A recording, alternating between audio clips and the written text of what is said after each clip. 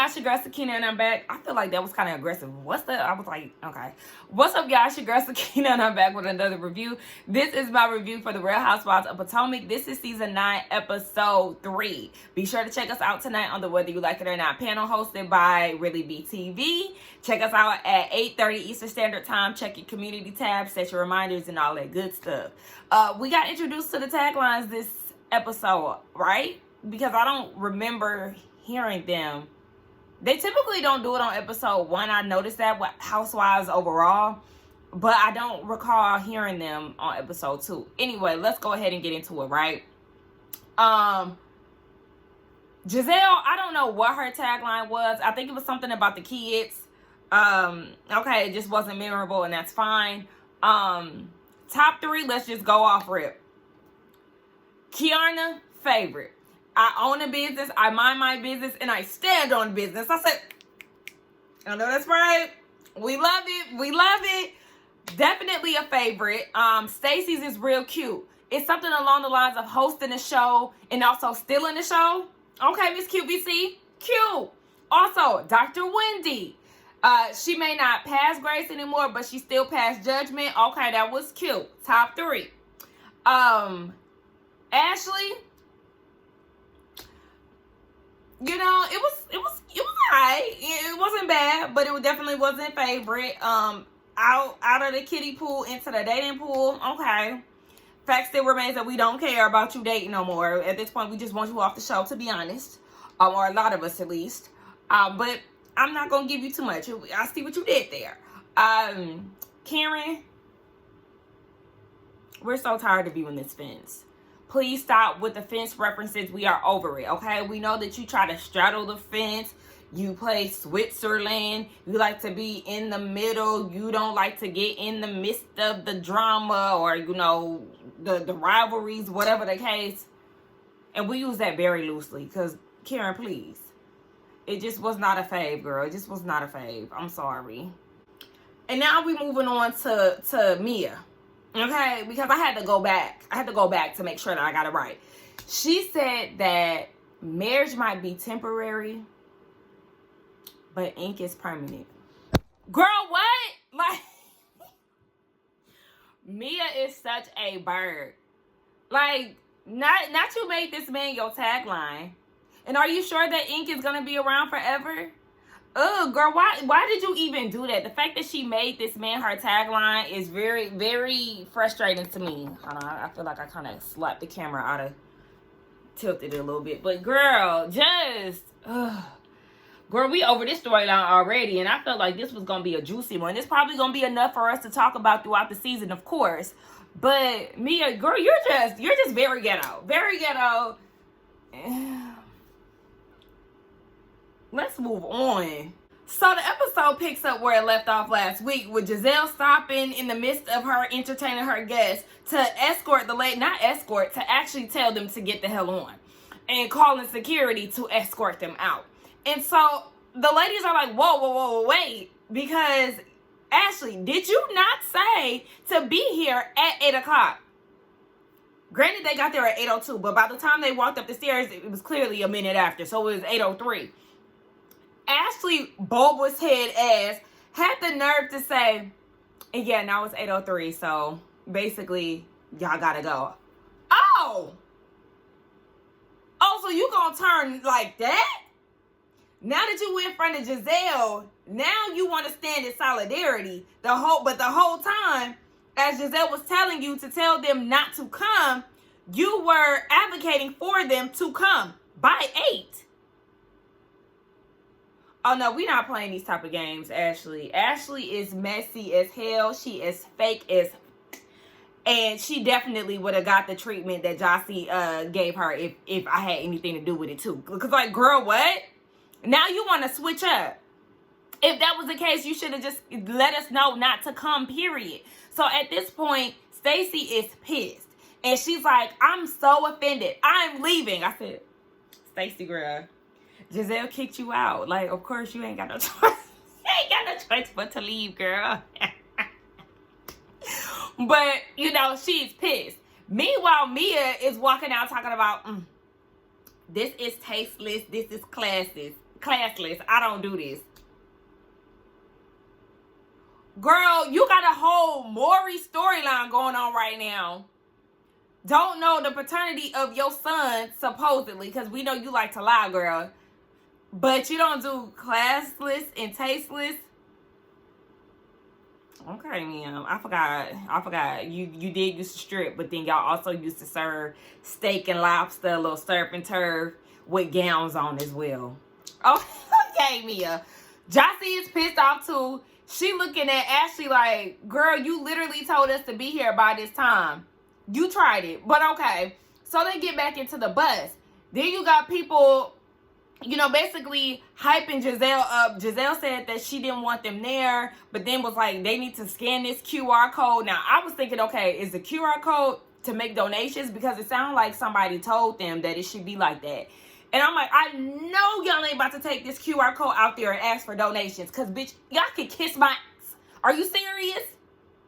So, Ashley, you see how Ashley was so, like, ready to go out there and, like, basically poke the situation further than what it already is. And I'm like, girl, you need to just stay out of it. Because at this point, a lot of people are pointing the blame at Ashley for this situation. And you know, yeah. Because Giselle already made it clear via text that, yeah, she did not want them to come. Even though I still felt like she did want them to come. And they should have come to her event first because they RSVP'd. How dare Karen try to make it seem like she really wanted the ladies at her event? If that was the case, they shouldn't have been an afterthought. You didn't invite them until the day of. Let's be serious. You were not thinking about those ladies. They had already said prior that they would be at Giselle, so they should have came to her event first. But that's not what happened. And so it's like, Ashley, yeah, you were not communicating the way that you should have. And because of that, this is the result. So then for you to be the one to lead the pack out of the building with the QR code and present it to the ladies, it's like, girl, you want to get cussed out. Like, you do live for the drama, girl. What? And so Jossie is like, yeah, girl, you got me up in so many words, basically. Like, yeah, no, I'm not doing none of that. Please get out of here with that. And then Ashley goes and says that Jossie is harassing her because Jossie tried to close the door of the van. See, this is why people don't fool with you, Ashley, because y'all use these words to specific people. How is she harassing you when you are the one who came out to them after kicking them out of the event? Y'all be trying it. Y'all be trying it. And shout out to Jossie for not playing with her. And also, I don't know if y'all noticed, but Ashley, when she did go out, remember that season, the Happy Eddie season, when she had the pretty girl squad gang or whatever, and Deborah was one of the members? Yeah. Remember there was another girl who, she had like an ashy blonde hair color, and Giselle was there with them and stuff. She was actually behind Ashley when she was doing all of this, scan the QR code for the next event BS. But Ashley, you see why people don't trust you to bring friends around the group? Because one, you're sneaky, and two, your friends be condoning your BS. Ashley is definitely fake, and it's like nobody wants you or your posse around them. So it's the next day, and Stacey has a few of the ladies over. She has Jossie show up first, and they're like, girl, what happened? Stacey trying to figure out why Giselle has security. Girl, I'm sure you did research, and your research has shown you that despite the area code, the environment, and everything else, Potomac is real ghetto, okay? This is the most ghetto franchise of them all. They get down. The girls will be scrapping and everything else. So, you better ask somebody. You better get your references up because you just might need security. You never know with these girls. It's very unpredictable. So, Ashley gets there, and she's talking about how G&A had a good night. And Jocelyn's like, girl, please. I feel like you invited us to Gangsters and Alcohol, a.k.a. G&A, on purpose. You wanted to watch us go up them steps only for y'all to turn us around. I said, you know what? That's the perfect name for this brand, because never would I ever imagine Giselle and Ashley get together for an athleisure brand. Granted, they are, redirecting, rebranding, and everything for health and wellness. But like I said in my last review, it's a good idea, But at the same time, who made y'all health gurus? Because, like, but okay, gangsters and alcohol is more fitting because y'all be throwing down, y'all be scrapping like gangsters in the street, and y'all be drunk like alcoholics. So, GNA, girl. Jossie, I feel like me and Jossie are going to get along throughout this season. So, I'm hoping that she can be, you know, she can really add more to the show because she's doing a good job thus far. So then Karen shows up, and that leaves Jossie and Ashley a little time for themselves as Ashley, as Stacey gets the door. Jossie is like, you know, even though you were not allowed in my Sprinter, I do want to apologize for it closing on you, because, you know, Jossie was like, oh girl, please don't you step foot in this Sprinter, and like was closing the door on her. Ashley talking about, you know, it is a little sore today. Jossie said, girl, please don't even try it, because I reenacted the situation and the door closed it soft and slowly. So don't pull that white woman card today, because she pulled that card more than she pulled her black one. Catch. So she might be biracial, but baby.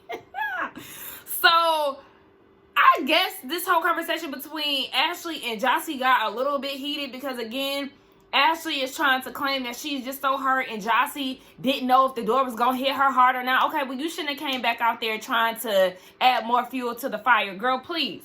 Anyway, Karen comes in and pretty much shuts all of that down. So Ashley says, well, when you went over to Giselle's house, when she asked about the event, your event, you said that you were not going to invite any of the ladies because you didn't want, you know, the conflict. Only for the next day, you to go and invite them. Only for you to invite them the next day. I feel like I worded that a little weird. But, yeah, Karen's like, yeah, I sure did. Yeah, and that was very odd of you to do. Because, yeah, just like as you said, you don't even know what you got an award for, and she still has to say what the award was for. I think she said something about it was prestigious. Okay, well, what was it?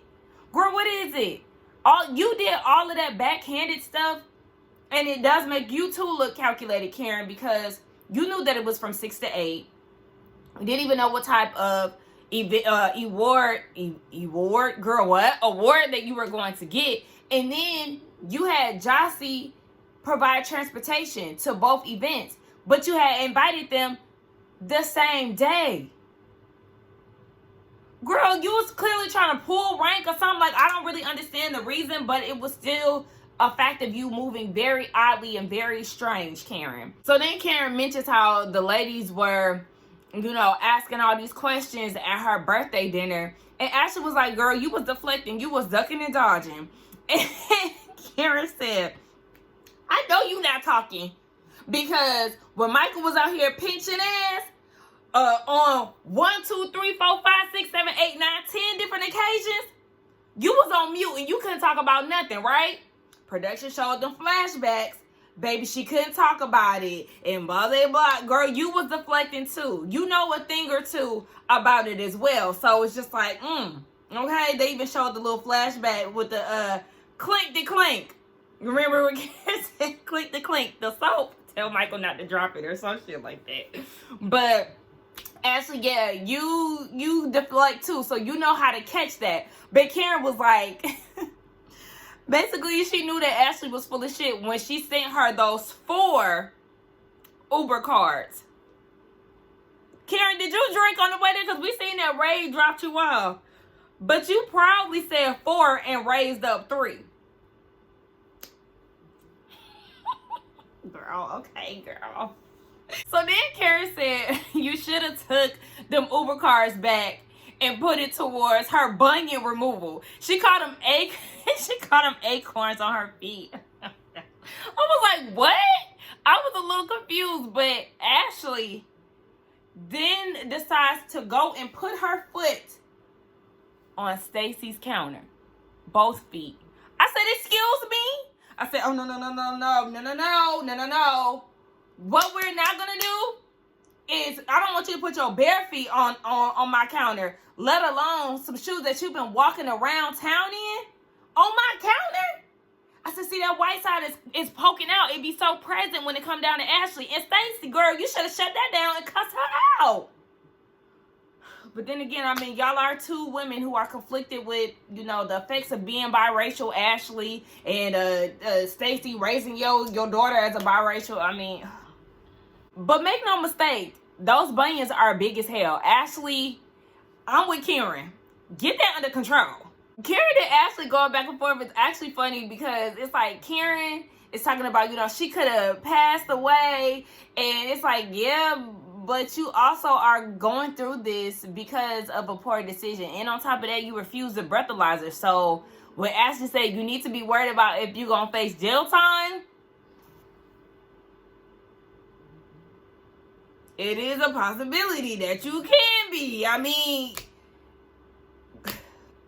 listen. And then Ashley couldn't even be mad too long. She started laughing because Karen is talking about her feet. At the end of the day, y'all, please, they just wanted an apology from Giselle. And I'm like, you need to be getting an apology from Ashley. She needs to be the one apologizing to y'all because she was giving y'all false information. Dr. Wendy is at the house with her mom and they cooking. Her mom is making some African dishes and Wendy is like, look, I make the cuisine, but I don't make the deep stuff because her mama pulled out a fish, was it? I don't know what kind of fish it was. I think she said stockfish or something like that. She took it out the freezer. It was a whole fish without the head, child. But yeah, Wendy said, So anyway, I think she don't want to do it because of the smell. Because she said, so I think she don't do the deep stuff because she don't want the smell to linger or something. Because she was like, yeah, no, that has a strong smell. But they get into Wendy going to North Carolina with the ladies. Mia had invited them out there because she grew up in North Carolina. I'm like, okay, well, when did you move out there? Because I vividly remember Mia saying that she grew up in DC. So I don't know. We know, again, we just got to see with Mia. Anyway, yeah, they're going to be doing that. It looks really nice. And her birthday is going to be out there. So Wendy is turning 40 this year. And so she's going to be dealing with that. She also brought up Eddie's dad wishing her a happy Mother's Day. And that was a big deal because remember, Eddie's parents don't like Wendy and they have pretty much been estranged since they got engaged.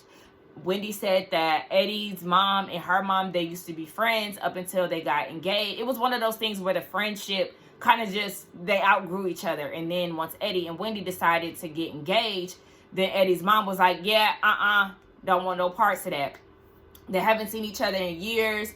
At one of her son's baptism, the mom tried to, you know, embrace Eddie's mom. And she was like, yeah, no, girl, get away from me. But regardless of whatever, Wendy's mom encourages her to invite Eddie's parents to her 40th birthday. Now, I don't know if she having two. I think she's going to have a birthday party in Maryland. And then, like, also celebrate with the girls while she's there. Because her actual birthday is going to be on the cash trip. I don't know. But child, her mama said, if Eddie mama starts some ish with me, then it's going down. I was like, okay, girl. But I do hope that his family does show up so they can be a family unit. Kiana and her mama look just alike. Just alike. I put my head down for a quick sec and I looked up and I thought her mom was Kiana. Like, they have the same hairstyle and everything. But she's talking to her mom and, you know, her mom wants her to get married to Greg. And Kiana is saying she's not really a thirsty ring girl. And it's like, okay, from what I took from that is you do want to get married. You do want to get married. But you don't want to pressure him. You don't want to keep bringing it up. But he's also been married before. And so because of that, it seems like she doesn't want to pressure him or like steer him away from it because she keeps bringing it up even though that's something that she wants. That's what it sounds like to me, girl. But we just gonna see. Giselle, I don't know what's happening here, but Giselle is getting her twins ready for prom. You know, this is a bit different because this is her last go around with this. Grace went off to college last season and now it's the twins' turn. And so Kyle is doing the twins' hair and I was worried, girl. I was worried. But which one is Angel? No, I think Adore. I think he was doing Adore's hair with the updo. I was a little worried because we already see his work when it come down to Giselle. So I was like, oh my gosh. But her updo was really cute. I really liked it. But yeah, they're getting ready and Jamal comes through. Looking like he is going through a whole midlife crisis. Gucci down to the socks. That Gucci jean vest. Oh, gosh. That was so ugly. Baby, you got a mega church, and I'm gonna need you to get a mega stylist, because I just don't understand. I don't understand. He already got the Jeep, Fiat. He's showing up to see his daughters off to prom, drip down in Gucci. It's not the look or the vibe that you're trying to put off. Like, I don't know if you're trying to make it known that you're of certain status. I don't know. You just look crazy.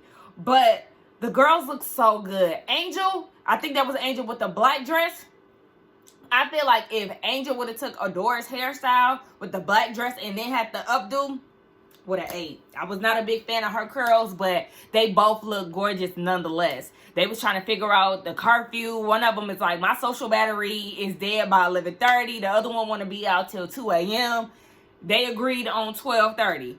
But shout out to the girls, but also shout out to Giselle, because she came to the realization that she owes the women an apology for how she handled them at the GNA event. And that she's actually mad at Karen and not the girls. Bitch, has hell frozen over? Like, what's going on? And why am I not mad at Giselle in any of this? Like, I just don't. I'm confused. What's happening? What is happening? I don't know if I like this. I mean, I'm not going to say I like her, but I'm not mad. And I'm actually impressed by the way she assessed the whole thing. That, yes, you definitely had misguided anger or misdirected anger. And she's owning up to that. Mia and Ink, okay, he finally got his scene debut. They rented out an Airbnb for privacy purposes to prevent Gordon from just popping up at any given moment. This is also a birthday party or birthday gathering for Jacqueline's baby dad, who she co-parents with and she's on and off with. His name is Pat. They're calling him PP. And I was like, okay, to me, okay. Now, Jacqueline said that she wasn't expecting Ink to be there, but then under the same breath, she told Ink, I want you to meet him. I wanted you to meet him or something. The way that she worded it was like, okay, so did you know that he was going to come or not? I don't know. But they were talking about his name being Pat and how they call him PP. And Jacqueline was like, that's because we try to do like this co-parenting, peaceful thing. And I'll call him that also because he has a big PP. And then she also made a mention in her confessional, Jacqueline made a mention of Ink and Mia having this rebellious relationship when they were younger. And once Mia became unavailable, I guess that's the reason why they broke up, according to Jacqueline. But remember, Mia said they broke up because he decided to move to Atlanta to pursue his career. You just never know with them. Nonetheless, after they split, Ink was hitting her up to go on dates. Do Mia know this? Like, y'all always got some weird ass shit going on in y'all's dynamic. Why is it never just not normal? I'm tired of Mia and Jacqueline at this point. Yeah, Jacqueline can go. I know y'all was scrambling for space holders on the show. Get her out of here because I'm tired. So, the two men have some alone time. And Patrick is like, Ink, do you have any kids? Meanwhile, Jeremiah is talking to Mia about his charger. And he was like, yeah, that's my son right there. Get this fake ass storyline out of my face. What are we talking about? Did y'all get the DNA test for you to be doing all of this on TV, Ink? Because at this point, you and Mia are so just performative. I can't even deal. Oh man. I thought that was so... It was too much. So, the four adults get together, and Mia's talking about how G comes up to her house for coffee, or he had a hangnail. He had a hangnail, so he came to your house. But then Patrick gave more perspective. He was like, you know, he can't control these things. And once he said that, in my mind, it went to him being bipolar. dealing with somebody in my family. I have a few people in my family who actually deal with, mental health issues. That gave me more perspective. It just sent off reminders in my head because I've experienced it firsthand. It's very out of the blue, and these pop-ups could be a result of him having episodes. So that's just something for me to think about when she's mentioning these things, even though they never said anything about his mental health in this scene. But obviously, I think that's what Patrick was referring to. But at the end of the day, I'm sick of them already. Girl, Stacey, move on. So we get introduced to Tim, her Christian man, and they're working out. Now, she's in, squat positions, and she like, oh, I like this position. I thought y'all don't do no physical because it's tempting and all of that. Then y'all need to squash that, okay? Apparently, you are in heat. When she asked him how, on a scale of 1 through 10, how bad do he want to sleep with her, he said 0. This is what you need. Pack your bags. Pack your things. Gather your things. Because we're not even about to play. And he's talking about he want to do stuff the right way. If that's the case, then yeah, I'm with the people at this point. You wouldn't be dating a married woman if that was the case. And then in the interview, producers were asking if he was a virgin and she a virgin. And he was like, he's had other intimate partners, but he doesn't want to be intimate with a woman unless it's his wife. I said, oh my gosh. Twitter about to have a field day with that statement, girl, because they already thinking he on the other side of things. So your choice of words ain't gonna do nothing but spark more curiosity. But yeah, no, girl, because you clearly want to get down with the get down, and if that's what you want, that's okay. Go date other people. Again, just like I said last week, all of your eggs being in his Bible thumping basket, because he already contradicting himself. He wouldn't be dating you, entertaining you, and everything else until the papers was signed and the ink was dry. But okay, girl, if that's what you want, because you talking about he's worth the wait. You don't even want to wait, though. That's the thing. He's even asking about her marriage and stuff. She like, I don't want to talk about that. Like, next. We go back to Mia and Ink. And she was like, look, I've been moving all around. She done moved to 4 different places. But she like her little spot that she in now. And they're talking about them going to North Carolina. Now, Ink wants to know if Giselle is going to be there. He called her auntie. I said, y'all, she ain't going to like that. But, I mean, she been talking about his height. So, they're even at this point. And she was like, yeah, actually, she apologized to me. And we get the flashback of the day before where she said exactly what she said in her confessional. Where she said, I took my anger out on y'all. And that was supposed to be directed towards Karen. So, that's all squashed. Speaking of Karen, I think Ink asked about her. And Mia talking about, I did laugh when they was whispering about it, but they was talking about it was embarrassing. Come to find out, Karen is her date is for criminal court, and Mia in her confessional saying that she needs to. That's the reason why she going on a campaign, because she got to see a jury and everything else. She need to go shake some babies, but she really meant to say shake some hands and kiss some babies. Girl, Karen the criminal. Giselle, Ashley, Jassy, Stacey, and Wendy, they all get together. Wendy arrives a little later, but before then, Giselle apologizes to Jassy and Stacey for throwing them out. I really didn't care for like the throw out statement. She seemed a little gentler in her apology with Mia, but I ain't gonna reach too far. But yeah, she apologized nonetheless.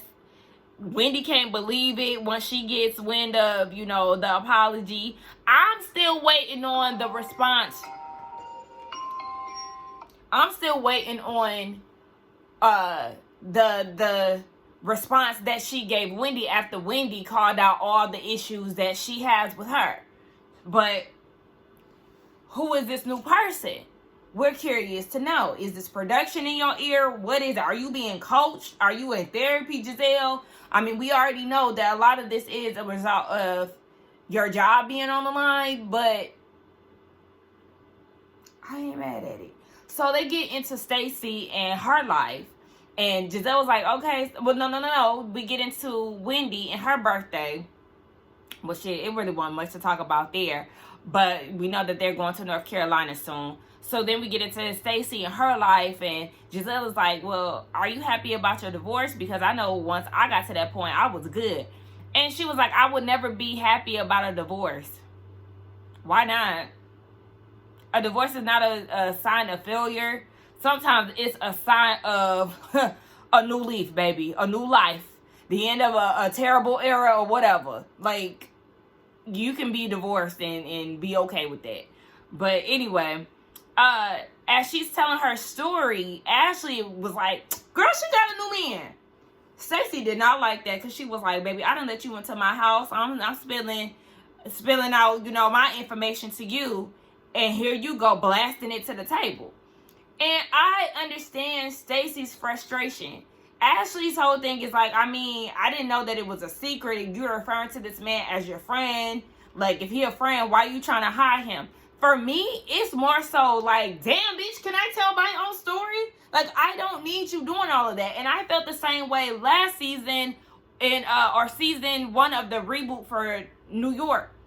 When Jenna was telling her life story and Sai went out and blurted, some information to the table. Like, am I not sitting here?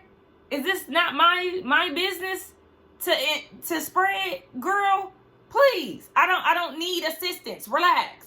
And that's the issue. Ashley, you want to get the tea and then you want to blurt it out. That's why you got to be cautious and more aware of who you tell your information to. I don't think she's clearly trying to keep this man a secret because she's filming with him. But let her tell the story how she want to tell it. Thirsty. The girls get to North Carolina. Stacey, she's going to drive because she wants to honor a family member that passed during an aviation accident. And so for the month of May, she doesn't drive. Now, the ladies are on their way to their destination, and Giselle and Wendy are in the same car, and they bond over church. That is what it is.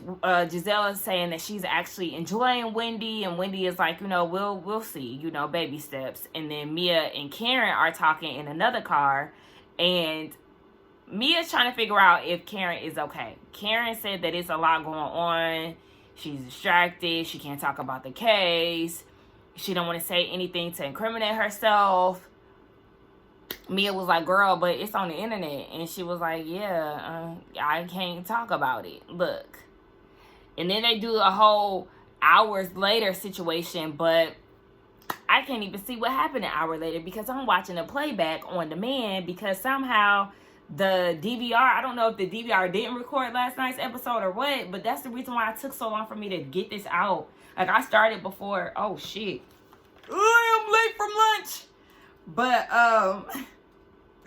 yeah, I just have to make this time up. Anyway, y'all, yeah, I can't see what happened hours later because the playback stopped. So we'll just see. Anyway, y'all, be sure to check us out again tonight on the Whether You Like It or Not panel hosted by Really BTV. Get down in the comments. Let me know what y'all thought about this review along with the episode. Don't forget to like, comment, and subscribe to my channel. And I will see y'all in the next one. Bye.